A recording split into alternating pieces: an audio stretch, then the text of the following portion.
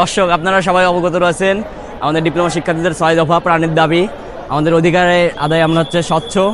তারই প্রেক্ষিতে আজকে আমরা মুক্তমঞ্চে হাজির হয়েছি। আজকে আমাদের মহাসমাবেশ যে কর্মসূচিটি রয়েছে সেটি আমরা করছি।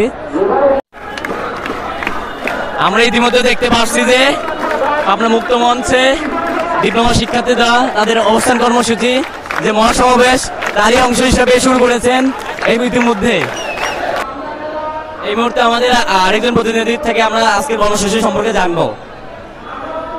আসসালামু আলাইকুম, আমি মোসাম্মদ সুমাইয়া ইসলাম, কারিগরি ছাত্র আন্দোলন পাবনা পলিটেকনিক ইনস্টিটিউটের একজন প্রতিনিধি। আমাদের আজকের যে কর্মসূচি তা হচ্ছে মহাসমাবেশ জেলা ভিত্তিক।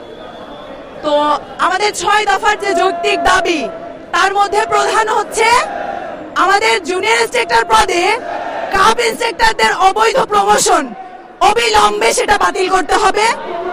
আর ইতিমধ্যে আমাদের সাথে শিক্ষা উপদেষ্টা যে বৈঠকের কথা বলেছিলেন, কিন্তু বৈঠক নামে আমাদের সাথে প্রতারণা করে। এই মুহূর্তে আমি আমাদের আরেকজন প্রতিনিধির সাথে কথা বলবো। আসসালামু আলাইকুম, আমি সাকিব মাহমুদ, পড়াশোনা করছি পাবনা পলিটেকনিক ইনস্টিটিউটে কনস্ট্রাকশন টেকনোলজি কেন্দ্র থেকে। নির্দেশনা অনুযায়ী আমরা মহা সমাবেশ কর্মসূচি পালন করছি।